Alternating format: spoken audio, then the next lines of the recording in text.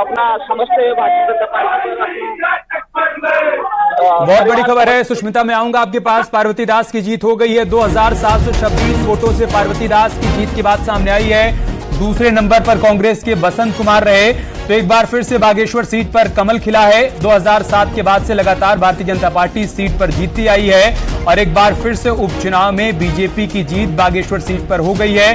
औपचारिक ऐलान भी हो गया है। 14वें राउंड की मतगणना के बाद यहां पार्वती दास ने जीत हासिल कर ली है। पति चंद्रनाम दास के निधन के बाद भारतीय जनता पार्टी ने उनको चुनावी मैदान में उतारा।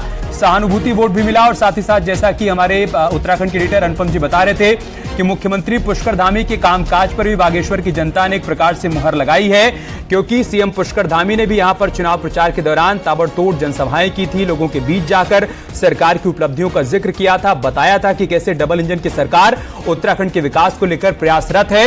और चूंकि प्रधानमंत्री मोदी ये कह चुके हैं कि यह दशक उत्तराखंड का दशक होगा, लिहाजा उस दिशा में सरकार लगातार प्रयास करती रहे। बागेश्वर में भी विकास की तमाम योजनाएं रुकने ना पाए, इसके लिए बहुत जरूरी है कि एक बार फिर से बागेश्वर सीट पर कमल खिले। और मुख्यमंत्री की इस अपील का उनके चुनाव प्रचार का असर हुआ, परिणामों में तब्दील हो गया है चुनाव प्रचार का असर। भारतीय जनता पार्टी यहां पर जीत गई है। पार्वती दास ने जीत दर्ज कर ली है। औपचारिक ऐलान हो गया और आप देखिए कार्यकर्ताओं में गजब का उत्साह देखने को मिल रहा है, क्योंकि 2024 लोकसभा चुनाव से पहले पार्टी इसको लिटमस टेस्ट के तौर पर देख रही थी। और चूंकि इस उपचुनाव में पार्टी की जीत हुई है, तो 2024 के लोकसभा चुनाव में पूरी ऊर्जा के साथ ये कार्यकर्ता जुट जाएंगे। उत्तराखंड की सभी पांच लोकसभा सीटों पर 2014 से लगातार भारतीय जनता पार्टी का कब्जा है और 2024 के लिए भी बीजेपी ने यही लक्ष्य निर्धारित किया है कि सभी 5 सीटें जीतनी हैं। इसके लिए बहुत जरूरी था कि बागेश्वर उपचुनाव में जीत दर्ज की जाए और वही हुआ। पार्टी ने जीत दर्ज कर ली है। पार्वती दास जो कि चंद्रनाम दास की पत्नी है, उन्होंने जीत दर्ज की है। कांग्रेस पार्टी के बसंत कुमार को हार का सामना करना पड़ा है। बसंत कुमार जो कि 2022 का विधानसभा चुनाव आम आदमी पार्टी के सिंबल पर लड़े थे, 17,000 से अधिक उनको वोट मिला था। दूसरी तरफ कांग्रेस पार्टी से रंजीत दास चुनावी मैदान में तो उनको 20,000 वोट मिला था। ऐसे में कांग्रेस पार्टी का ये कैलकुलेशन था कि अगर कांग्रेस पार्टी और आम आदमी पार्टी का वोट बैंक मिल जाएगा तो वो चंद्रनाम दास के वोट बैंक से ज्यादा हो जाएगा और हमें इस सीट पर जीत मिल जाएगी। लेकिन जैसा कि हमारी सहयोगी सुष्मिता बता रही थी और साथ ही साथ अनुपम त्रिवेदी जी बता रहे थे कि सरकार के कामकाज से इतर यहां पर सहानुभूति वोट भी पार्वती दास को मिला और साथ ही साथ चंद्रनाम दास की जो व्यक्तिगत छवि थी उसका भी फायदा पार्टी को मिला है। आप ये तस्वीरें देखिए, पार्वती दास इस वक्त पूजा अर्चना करती हुई यहां पर नजर आ रही हैं। इससे पहले जब वो लोगों के बीच जा रही थी, नॉमिनेशन के दिन भी वो बार बार भावुक हो जा रही थी अपने पति को याद कर। लिहाजा बागेश्वर की जनता ने उनको जीत का तोहफा दिया है। जीत दर्ज कर ली है पार्वती दास ने और बागेश्वर सीट का इतिहास फिलहाल नहीं बदला है। 2007 से लगातार कमल खिल रहा है। जैसा कि हमने आपको बताया कि 2007 में चंद्रनाम दास चुनावी मैदान में उतरे, बागेश्वर सीट पर पहली बार उन्होंने जीत दर्ज की। उसके बाद 2012, 2017, 2022 4 बार वो लगातार इस सीट से जीतते रहे। 2022 में जब वो जीत कर आए तो पुष्कर धामी कैबिनेट में उनको शामिल किया गया। पहली बार वो मंत्री बने, हालांकि उनका आकस्मिक निधन हो गया। उसके बावजूद जबकि उनकी पत्नी चुनावी मैदान में उतरी तो एक बार फिर से बागेश्वर की जनता ने उनको वोट देकर विजयी बनाया। चलते हैं सुष्मिता के पास।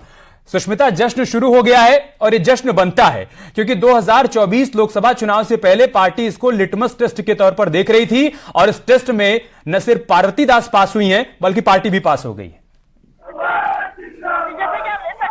कि बीजेपी इस सीट को जीत चुके हैं और सीट को जीतते आई है, तो ये कहीं ना कहीं ये जो बीजेपी ज्यादा जीती है चुनाव में भी उसने 20 बड़ी जीत हासिल की है। उसके बाद 2024 के लिए हम कह सकते हैं कि बीजेपी पूरा तैयार है और कार्यकर्ताओं में जोश करने का काम ये जीत के ये जो चुनाव है इसके काम करेगा। आप देख सकते हैं कि पीछे लोगों में कितना जोश है और यही जोश कायम करने के लिए जो ये चुनाव है, उपचुनाव है, ये आने वाले 2024 के चुनाव है जोश ना रहे, ये जीत इनके लिए घुटने में काम करेगा। ठीक है, हम ये तस्वीरें भी दिखा रहे हैं सुष्मिता। पार्वती दास यहां पर पूजा अर्चना करती हुई नजर आ रही हैं और हमने वो तस्वीर भी दिखाई थी जब वो नॉमिनेशन वाले दिन आप लोग उनसे सवाल कर रहे थे तो बार बार भावुक हो जा रही थी, वो अपने पति को याद कर रही थी। कह सकते हैं कि बागेश्वर की जनता ने उनको ये बड़ा तोहफा दिया है। चंद्रनाम दास के निधन के बाद जो दुख परिवार पर टूट पड़ा था, उस दुख से उबरने का एक मौका भी दिया है इस जीत के माध्यम से, ताकि चंद्रनाम दास बागेश्वर की जनता की जो सेवा कर रहे थे वो सेवा उनका परिवार अब उस सेवा को आगे बढ़ाए। कह सकते हैं सुष्मिता? जी, हम कह सकते हैं कि जिस परिचय सेठ है, मैंने पहले दिवंगत नेता और मंत्री चंदन रामदास का जब निधन हुआ उसके बाद पूरा बादेश लेकिन वही जब उनकी पत्नी को टिकट मिला उसके बाद सभी एकजुट होकर उनके लिए आगे आए। जी। जिस तरीके से की जीत इसमें हुई है उसमें हम देख सकते हैं कि किस तरीके से जनता का प्यार है एक श्रद्धांजलि के रूप में चंद्रदास जी के लिए सामने आया है। ठीक है सुष्मिता, आप बनी रहे हमारे साथ। अनुपम जी भी लगातार हमारे साथ बने हुए हैं। अनुपम जी, सुष्मिता जिस बात का जिक्र कर रही है कि चंदन राम दास के निधन के बाद जब पार्टी ने पार्वती दास को चुनावी मैदान में उतारा तो कार्यकर्ता नेता सारे बड़े चेहरे एकजुट हो गए इस बात के लिए कि हर हाल में पार्वती दास को जिताना है। इससे इतर अगर हम कांग्रेस पार्टी की बात करें, क्या वहां पर एक बार फिर से भीतरघात कांग्रेस पार्टी पर भारी पड़ गया? क्योंकि चुनाव से ठीक पहले रंजीत दास का कांग्रेस छोड़कर भारतीय जनता पार्टी में चले जाना क्या एक बड़ा झटका रहा पार्टी के लिए? देखिए, इस तरीके के जो जैसे आप कहते हैं अंग्रेजी में एक शब्द है टर्न कोट्स, यानी कि कुछ नेता यहाँ से वहां और वहां से यहाँ, ये दोनों पार्टियों में हुआ है। हाँ। कांग्रेस से भी कुछ लोग गए वहां और बीजेपी से भी कुछ छोटे मोटे नेता कांग्रेस की तरफ को आए जो नाराज थे। लेकिन देखिए, अंततः जो इम्पैक्ट पड़ता है बाई इलेक्शन में, जैसे मैंने कहा, जो रूलिंग पार्टी है उनका कामकाज रहता है, उनकी छवि और वो जिस हिसाब से लोगों के बीच जाते हैं उसका काफी इम्पैक्ट पड़ता है। और यहाँ पर जो अंततः जो बीजेपी सीट जीती है वो काफी इंपॉर्टेंट है। देखिए, एक बात मैं और कहना चाहूंगा, जो पार्वती दास जिनको टिकट दिया गया था बीजेपी की तरफ से, ये एक विशुद्ध गृहिणी महिला थी। उनका कोई ऐसा पॉलिटिकल एक्टिविटी रही नहीं थी उस एरिया में। उनके पति जो स्वर्गीय चंदन रामदास हैं वो जरूर वहाँ एक्टिव थे, विधायक रहे, सिटिंग विधायक रहे, लेकिन ये एक राजनीतिक परिवार से थी, लेकिन एक थी एकदम गृहिणी। तो इनके लिए भी एक पहला इलेक्शन था, लोगों से किस तरीके से मिली है, बाकी पार्टी संगठन जो पीछे से लगा है उससे कहीं ना कहीं इनको फायदा मिला है। चुनाव जरूर क्लोज था, लेकिन फिर भी 3000 वोटों के आसपास का अंतर है पूरे ईवीएम और बैलेट्स को मिला के, जो पोस्ट हैं उनको मिला के। तो कह सकते हैं कि बीजेपी ने अंततः अपनी सीट को बचाया है, साख बचाई है।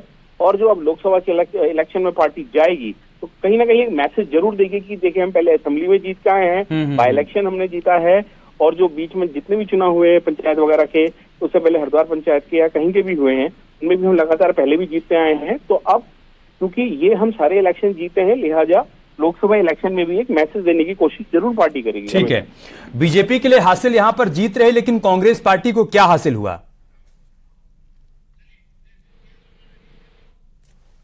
अपना समर्थन दिया, अपना आशीर्वाद दिया है।